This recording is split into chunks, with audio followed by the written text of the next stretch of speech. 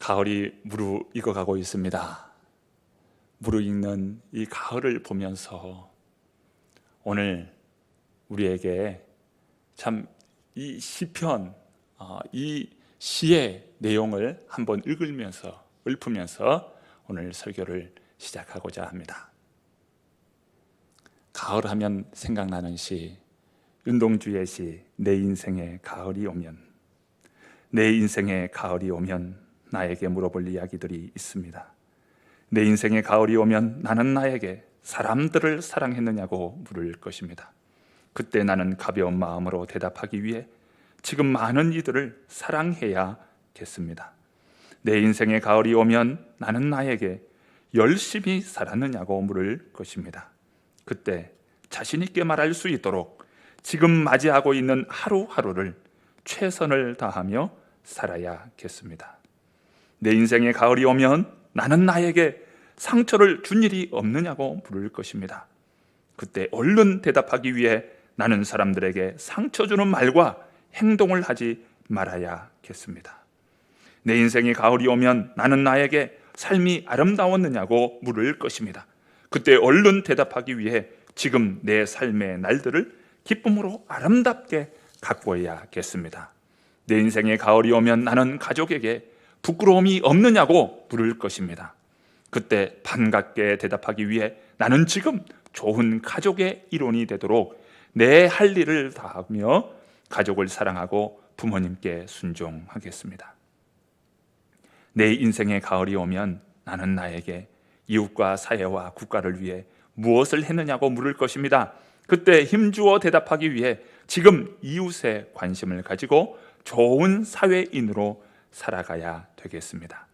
내 인생에 가을이 오면 나는 나에게 어떤 열매를 얼마만큼 맺었느냐고 물을 것입니다.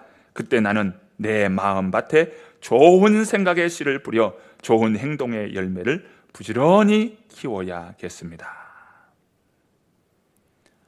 요절한 시인 윤동주는 가을을 맞는 태도에 대해서 보여주고 있습니다. 우리는 우리 자신, 우리 스스로에게 어떤 가을을 맞이하고 있는가 물어보아야 합니다. 나는 지금 어떤 가을을 맞이하고 있습니까? 처음은 화려하고 처음은 거창하게 계획을 세우며 시작을 했는데 가을을 맞이하는 오늘 우리의 모습을 보면서 초라해지지는 않았습니까? 시작은 거창했는데 마지막은 초라하게 끝나는 그런 모습입니까? 아니, 처음은 미미하고 보잘것없이 시작했지만 가을을 맞는 오늘 우리들을 보면서 이렇게 풍성하게 되었구나. 사람도 그래요. 처음 만났을 때는 좋았는데 시간이 지나면 지날수록 만나면 만날수록 점점 싫어지는 사람이 있어요.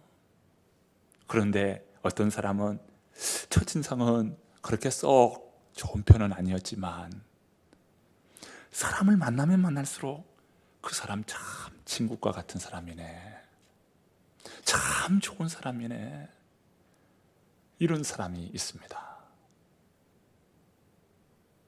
나는 그런 친구과 같은 사람입니까?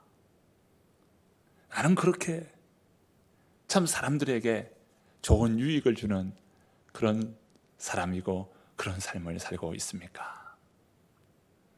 바라기는 처음이 좋았다면 마지막까지 좋아지는 사람, 처음은 비록 부족했지만 점점 시간이 가면 갈수록 좋아지는 그런 사람, 이 가을을 맞는 오늘 우리에게 주님께서 너의 삶을 돌아보라, 그리고 더 좋아지는 삶을 살아보라고 주님께서 우리를 격려해 주시고 응원해 주시는 귀한 가을인 줄로 믿습니다.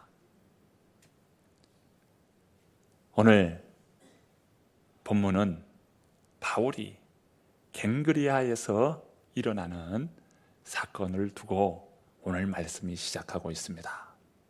갱그리아는 고린도의 항구입니다.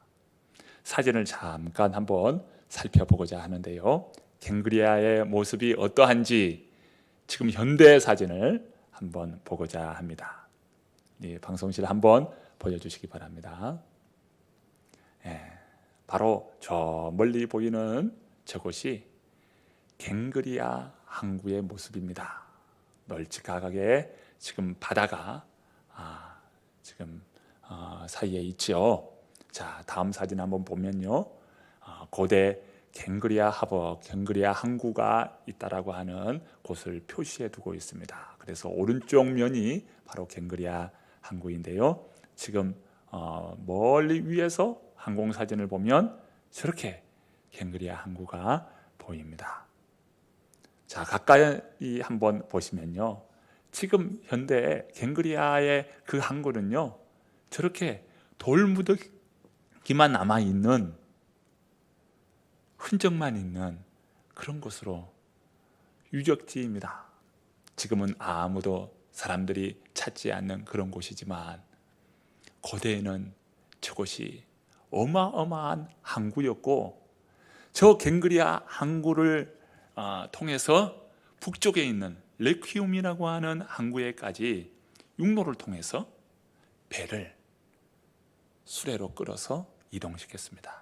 그로 인해서 바닷길을 많이 단축시킬 수 있었죠.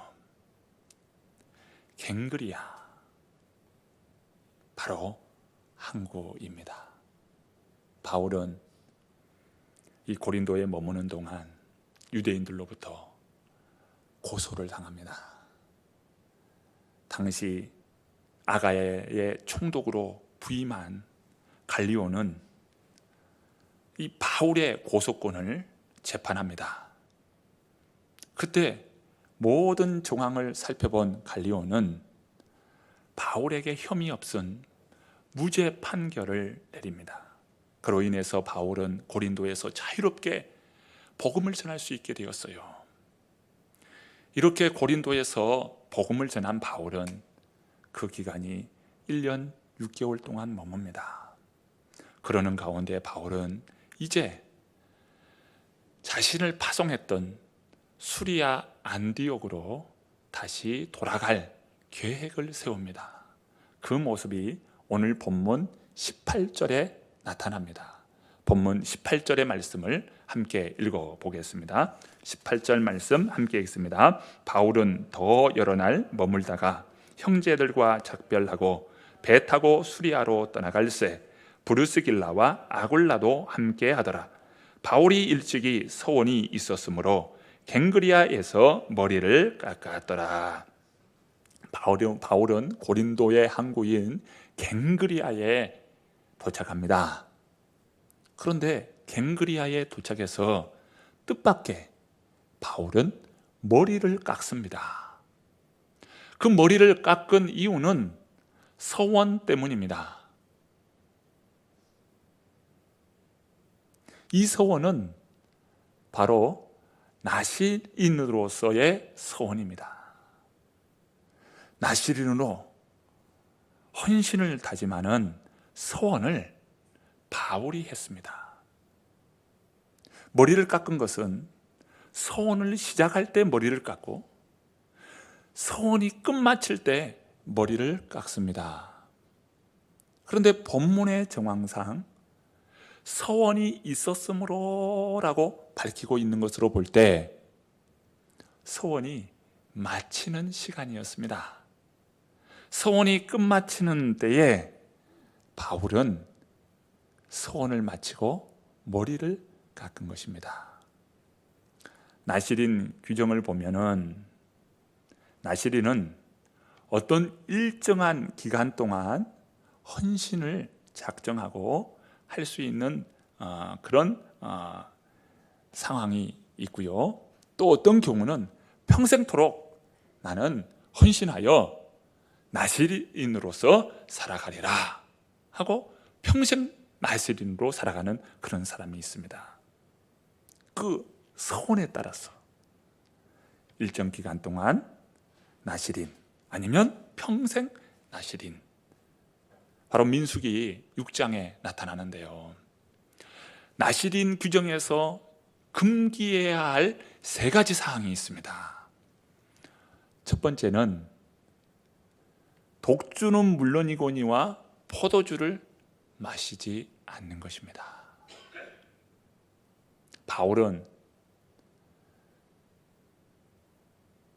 빌립보를 위시해서 고린도에 이르기까지 유럽 지역을 지금 전도하였습니다. 그런데 유럽 그 도시들은 그 물이 석회질이에요.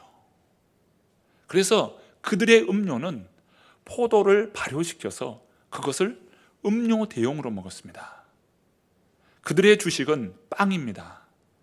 빵과 포도주를 겸하여서 바로 그들의 주식으로 삼았어요. 그런데 나실인으로 살아간다는 것은 그 음료를 먹지 못하는 겁니다.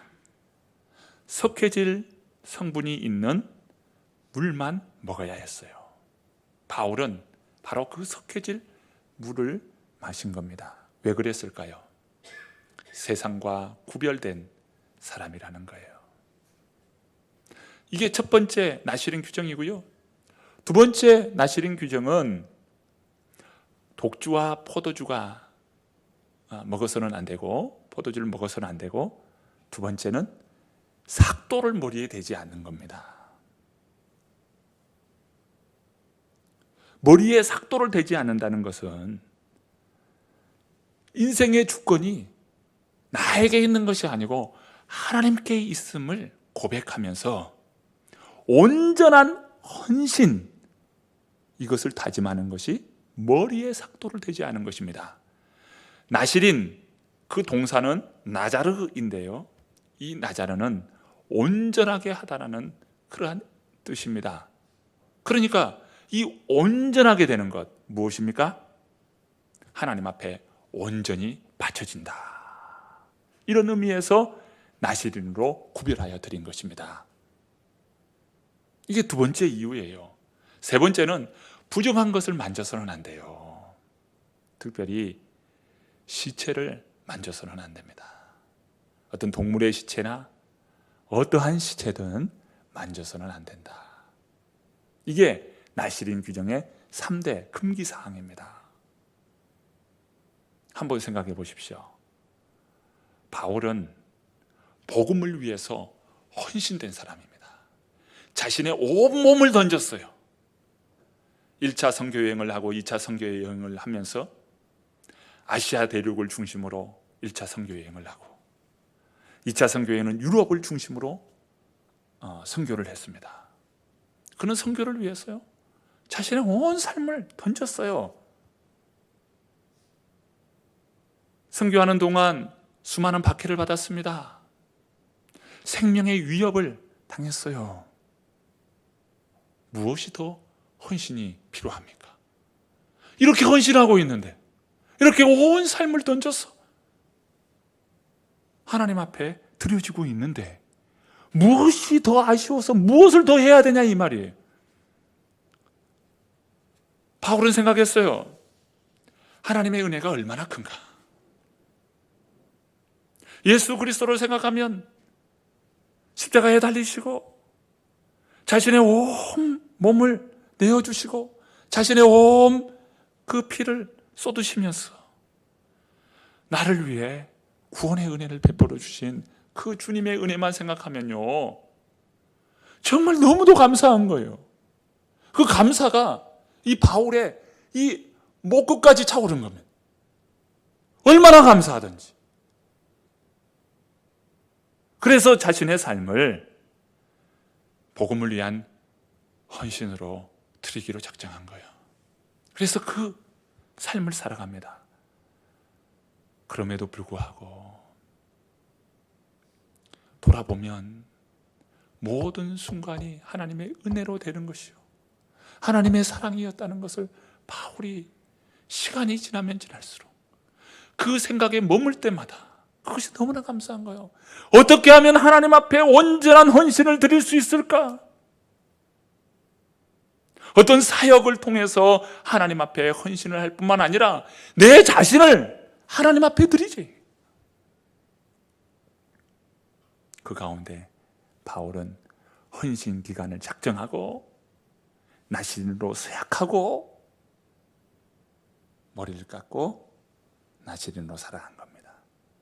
그리고 이 갱그리아에 있는 동안 그 나시린 기간이 찬 것이죠. 하나님 앞에 감사해서 하나님께 예배합니다. 이 시간도 정성을 다하여 하나님 앞에 예배하죠. 하나님, 내가 드리는 이 예배를 받으소서. 주님을 찬양합니다. 이 예배의 주인은 우리 하나님이십니다. 주님, 영광을 받으소서. 우리 사랑하는 성도님들이 지금 이 예배의 현장에 오셔서 주님을 예배합니다. 그럼에도 불구하고 어떻게 하면 하나님을 기쁘시게 할까요? 어떻게 하면 하나님을 온전히 드러내며 나의 삶을 온전한 드림으로 드릴 수 있을까요? 이것을 생각하잖아요. 왜 이런 생각을 합니까? 하나님의 은혜에 감사해서.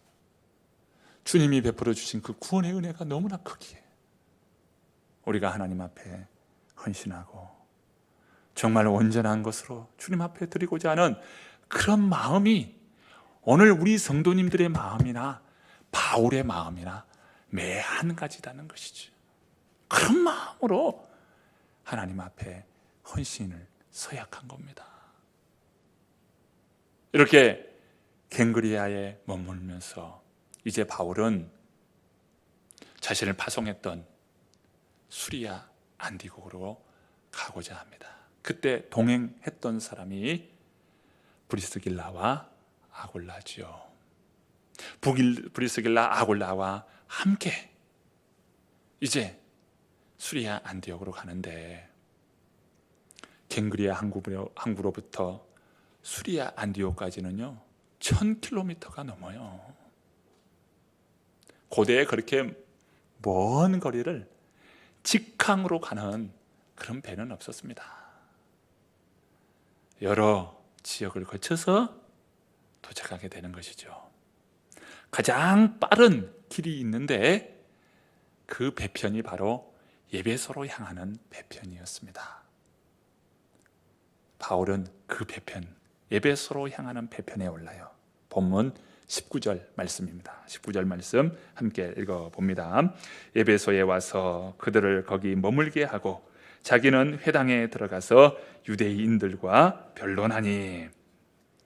에베소는요 아시아 그 대륙 안에서 가장 규모가 큰 도시였습니다. 로마에 4대 도시가 있어요. 당연히 로마의 수도인 로마, 그곳이 가장 큰 도시죠. 첫 번째 꼽는 도시입니다. 두 번째가 있는데 그 두 번째는 알렉산드리아입니다. 도시입니다. 이 북아프리카에 있는 알렉산드리아, 그곳이 두 번째 도시이고요. 또 한 도시가 있는데 바울을 파송했던 수리아 안디옥, 그곳이 바로 세 번째 도시입니다. 그리고 오늘 본문에 나오는 에베소가 바로 로마 4대 도시 가운데 하나의 도시입니다. 그만큼 번창한 도시고 큰 도시이죠. 에베소에 도착하면 가장 눈에 띄는 것이 있습니다.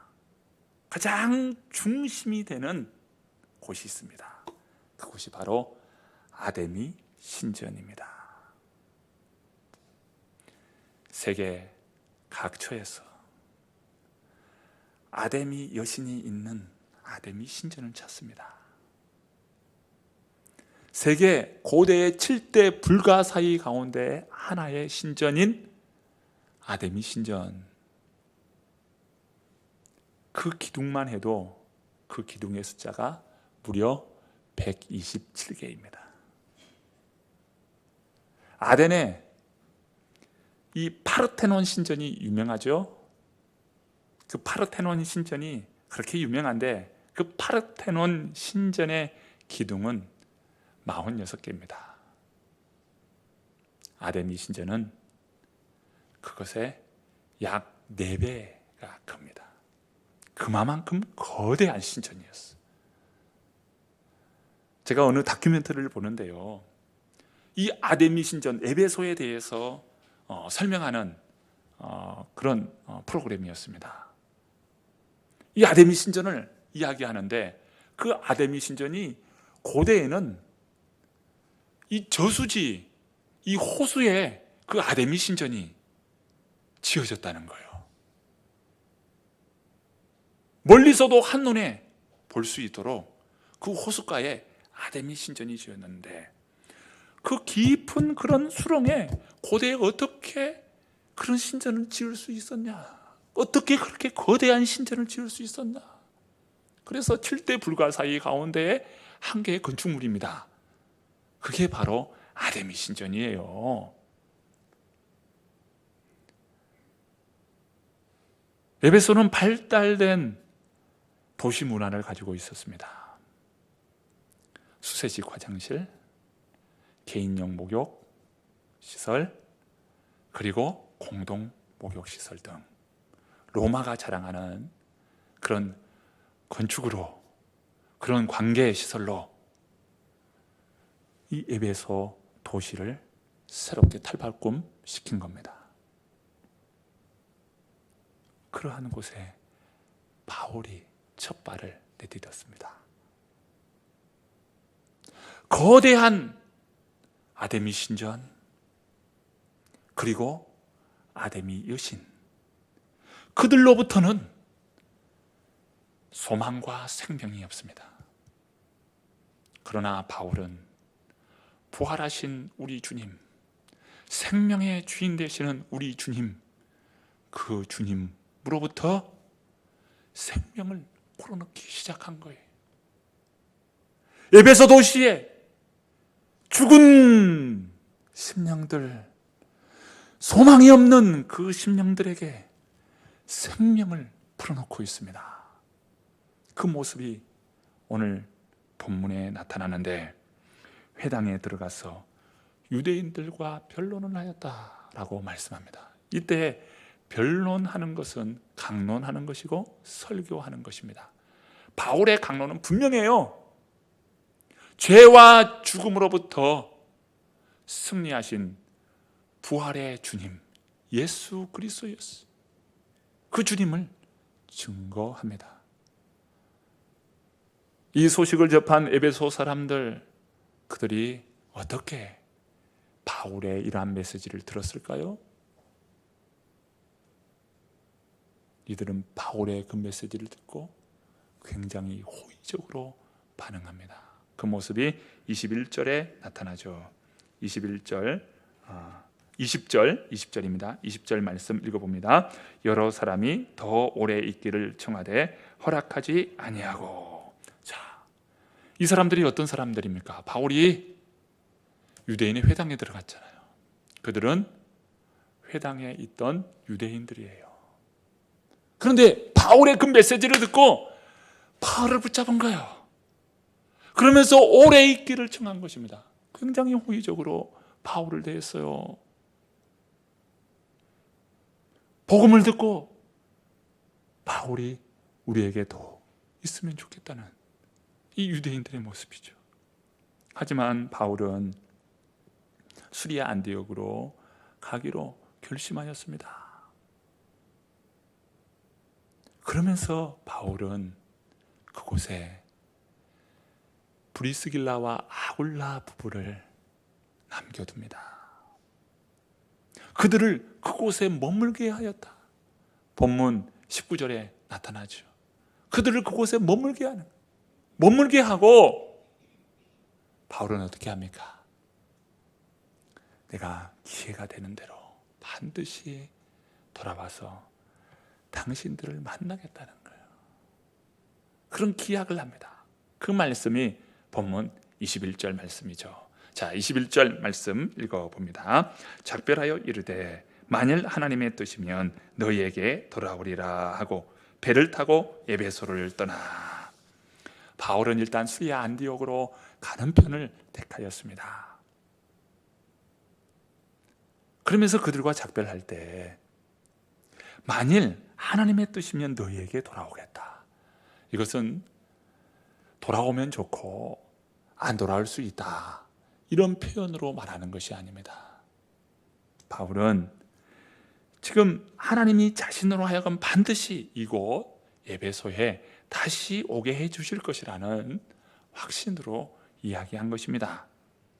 그런데 오늘 바울의 모습을 보면 바울이 얼마나 치밀한 사람인지를 알 수가 있어요. 자신에게 맡겨진 이 복음의 사명 앞에서 책임을 완수하기 위하여 최선을 다하는 바울의 모습을 볼 수 있습니다. 바울과 함께 일행으로 떠난 동역자가 있죠. 브리스길라와 아굴라 부부입니다. 이 브리스길라와 아굴라 부부는 바울이 고린도에 머무는 동안 바울이 가장 어려웠을 때에 브리스길라와 아굴라가 이 바울을 맞이하여 주었고 바울과 함께 했어요. 바울이 이 고린도에 1년 6개월 동안 머무는 동안 브리스길라와 아굴라는 바울의 신실한 동역자가 되었습니다. 브리스길라, 아굴라 그 부부는 바울의 모습을 보고 또 바울이 전하는 그 메시지에 그들은 변화된 것입니다. 그러면서 바울의 좋은 동역자가 된 거예요. 그래서 고린도를 떠나서 이제 수리아 안디옥으로 갈 때 브리스길라와 아굴라 부부는 바울과 함께 동행했던 것입니다. 동행하여 이제 에베소에 도착하게 된 거예요. 그런데 에베소에서 주의 말씀을 듣고 복음을 듣고 변화된 이 유대인들, 그들이 있었습니다. 그때 바울이 어떻게 합니까? 나는 수리아 안디옥으로 갈 수밖에 없지만 브리스길라와 아굴라 부부에게 당신들이 이 에베소를 맡으십시오. 이 에베소의 성도들을 맡으십시오. 그리고 브리스길라, 아굴라에게 이 에베소 성도들을 맡긴 겁니다. 그리고 바울은 이제 3차 선교를 시작하면서 바로 이곳 에베소에 다시 오게 됩니다. 그러면서 브리스길라와 아굴라 부부를 다시 만나는 것이죠. 이 모습은 어떤 모습입니까? 바울의 아주 치밀한 선교 전략인 것이에요. 영혼을 생각하는 바울의 마음. 바울은요, 한결같습니다. 처음 시작할 때나 그 모든 것을 마무리하는 마지막이나 그 마음이 한결같아요. 바울의 이러한 모습을 보면서 우리의 모습을 돌아보고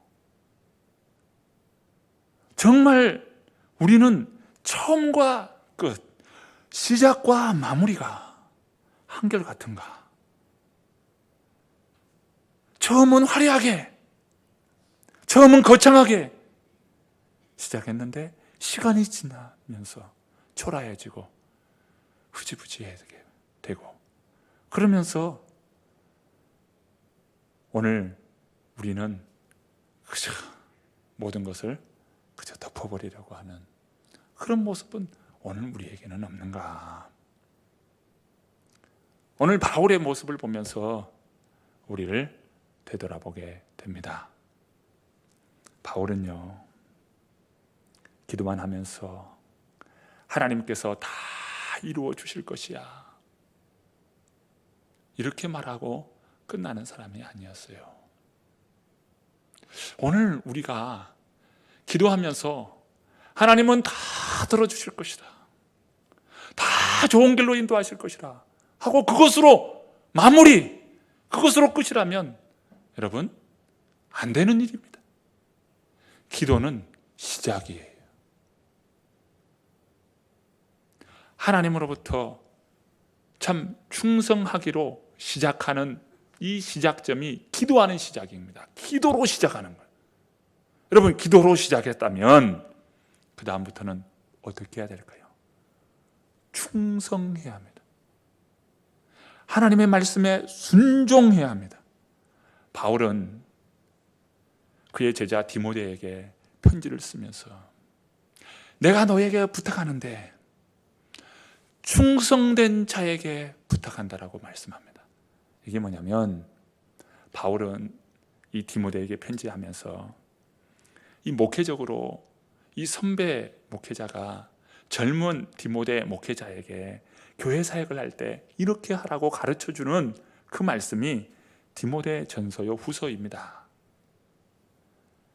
그런데 바울이 이 젊은 목회자 디모데에게 이야기하면서 교회 일을 할 때는 충성스럽게 해야 한다 라고 가르쳐주고, 그러면서 충성된 사람이 되어서 또 충성된 사람을 이렇게 세워서 그 사람들에게 일을 맡기라고 말씀합니다. 이게 충성된 자에게 부탁한다는 거예요. 여러분, 기도는 시작이에요. 하나님께서 은혜를 주셔서 제가 이런 일을 감당할 수 있도록 도와주시고, 하나님께서 이 땅을 구원의 땅으로, 은혜의 땅으로, 하나님이 놀랍게 일하시는 땅으로 변화시켜 주옵소서. 거친 광야, 거친 이런 황망한 이런 사막 같은 이곳이 은혜의 물줄기가 흐르고 거룩한 강수가 흘려서 변화되기를 기도합니다. 여러분, 이 기도는 시작인 거예요. 그러면 이 일을 이루어갈 때 어떻게 해야 합니까? 기도한 대로 최선을 다하고 기도한 대로 순종하며 충성하는 거예요. 충성과 순종이 없을 때 여러분, 일이 이루어집니까? 일이 마무리가 됩니까? 일이 성취가 됩니까? 여러분, 하나님도 돕는 자에게 돕는 거예요. 은혜 베풀 자에게 은혜 베푸는 거예요. 최선을 다했더니 하나님이 이렇게 은혜를 베풀어 주셨나라고.